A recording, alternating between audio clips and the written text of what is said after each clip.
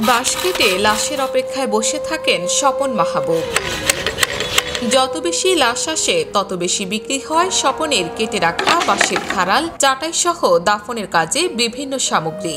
বাঁশ চাটাই তো 500 কেউ 1000, যার নাই দিতে পারে না, আমরা ওটা ওইভাবেই ম্যানেজ করে নিই আর কি। পরিচয়হীন বেওয়ারিশ লাশ সৎকারের জন্য নির্ভরযোগ্য প্রতিষ্ঠান আঞ্জুমানে মফিদুল ইসলাম। বাঁশ চাটাই সহ কবরের যাবতীয় খরচ এই প্রতিষ্ঠানই বহন করে থাকে। তবে বাঁশ ও চাটাইয়ের ব্যাপারটা আঞ্জুমানে মফিদুল স্থানীয় ঠিকাদার প্রতিষ্ঠানের মাধ্যমে যোগান দিয়ে থাকে বলে জানান স্বপন। এটা কন্ট্রাক্টর ঠিকাদার ঠিকা নিছে, বাঁশ চাটাই সাপ্লায়ার, আমরা ঠিকাদারের লোক। ধর্মীয় ভাব গাম্ভীর্য রক্ষা করে অতি যত্নের সঙ্গে কাজ সম্পন্ন করার জন্য অনেকে খুশি হয়ে হাদিয়া প্রদান করে থাকে বলে জানান তিনি।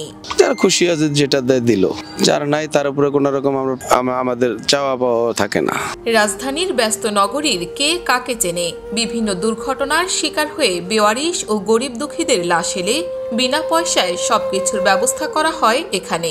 যার কোনো ওয়ারিশ নাই সেটা গভর্নমেন্ট আঞ্জুমানকে দেয়, আঞ্জুমান আমাদের কাছে নিয়ে আসে। গভর্নমেন্টেরই এখানে সিলেক্ট করা জায়গা। আমরা এখানে আঞ্জুমানের কাগজে, আঞ্জুমানের রিসিডে ময়নাতদন্তের কাগজ সহ আমরা এখানে দাপন করি। প্রিয় মানুষের লাশও যেখানে ভয়ের কারণ হয়ে দাঁড়ায়, সেখানে কবরে নেমে লাশের পর লাশ দুহাত দিয়ে কবর দিয়ে চলেছেন নির্ভীক মাহবুবেরা। তবে প্রথম দিকে কবরে নেমে লাশে দাফনের কথা বলতেই শিউরে ওঠেন তিনি। প্রথমত একটু ভয় লাগছে, কারণ একবারে পচা গলা লাশও আসে আঞ্জুমান।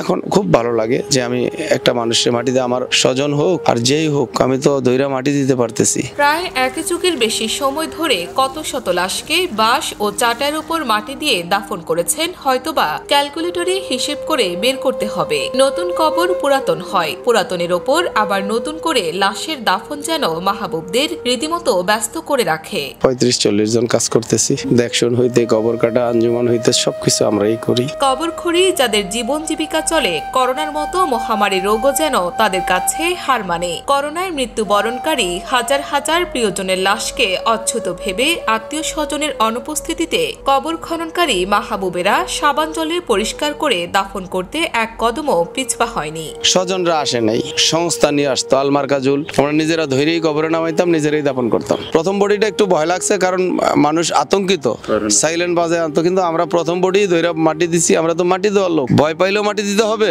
না পাইলেও মাটি দিতে হবে, তাই আমরা ভয় পাই নাই। ইনশাল্লাহ আমাদের কোভিড কিছুই করতে পারেনি। রাজধানীর রায়বাজার শহীদ বুদ্ধিজীবী স্মৃতিসৌধের পেছনে দেশের সবচেয়ে বড় কবরস্থান নির্মাণ করেছে ঢাকা উত্তর সিটি কর্পোরেশন। একসঙ্গে 85,000 কবর দেওয়ার জায়গা রয়েছে এতে।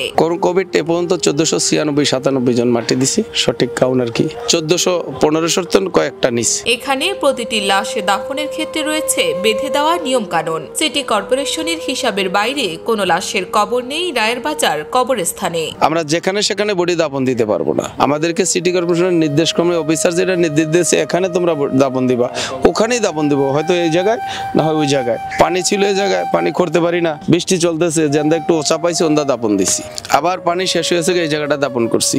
এভাবে আমরা সুন্দর করে সিরিয়ালে একটা কবরে একটা বডি দাফন দিছি, 2টা দাফন হয় নাই।